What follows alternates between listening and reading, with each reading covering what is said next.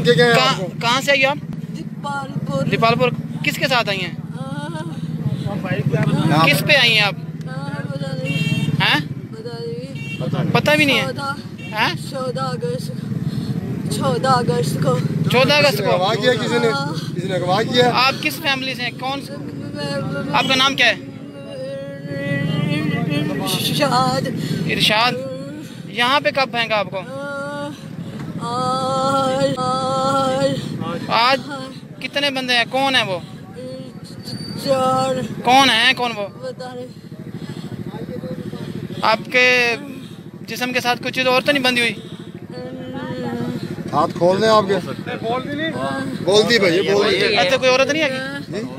औरत है, कोई तो औरत खड़ी है।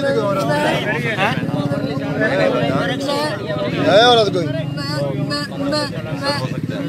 है? औरत ले आओ, बोल। कोई आ जाओ, वकील हो?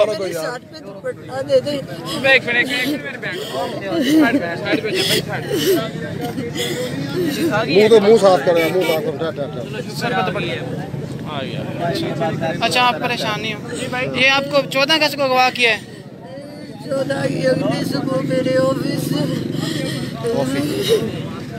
आपका नाम क्या है? इरशाद। आप